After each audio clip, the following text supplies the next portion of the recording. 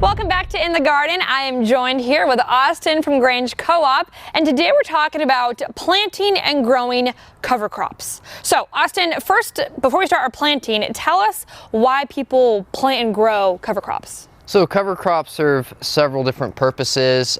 Some cover crops are planted to add new nutrients to the soil that may have been lost from a prior crop. Other times it's planted to prevent soil erosion when there's not any crops in there at the moment. So the roots of these cover crops will help prevent like leaching of the soil, any nutrients and all that. All right, great. So let's get started. What's the first step that we should do when planting cover crops? So luckily here I have a nice empty bed that's pretty much ready to be planted in. All I'm going to do before planting is I'm going to turn over the soil and add a little bit of compost just to enrich in the soil and give the cover crop a better chance of doing its job. Great. All right, let's get started.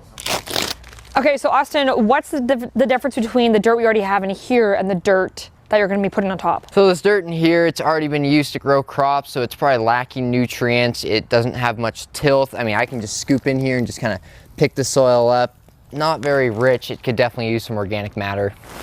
And what about watering? How often should you water your cover plants? Well, as long as they're not under a tree or any other something else that's going to block the rain, you shouldn't really have to water it ever unless we go into a drought during the winter months. That makes sense because it's probably going to be raining. Yes.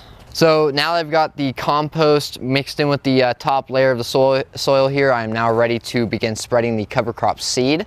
And so that's what we're going to be doing now.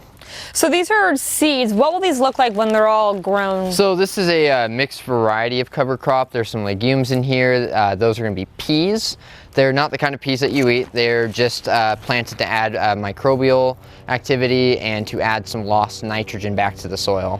Can I do some? Absolutely. And then with the cover crop seed, you don't have to be super careful with it. It'll grow as it grows. You can't really cover one spot too much. All right. So now that we've got the seed laid down, we're ready to apply our topsoil, which in this case, we're just going to use another bag of compost to cover these seeds. And then after that, it's just a waiting game and waiting for them to grow. Perfect. Let's put our topsoil on top. Let's do it. All right, so what's the importance of like lightly raking it over on top?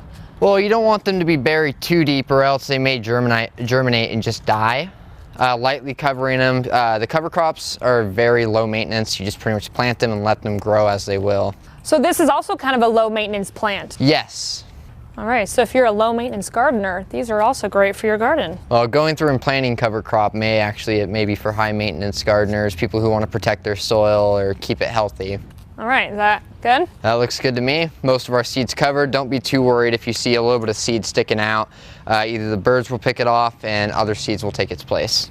Perfect, so now it's a waiting game. That it is. All right, so now that you have your cover crop planted, like we said, it's a waiting game. So if you want to get this in your yard, of course, you can head to a Grange Co-op store, or to learn more information, you can head to our website at kdrv.com. Thanks so much for joining us in the garden.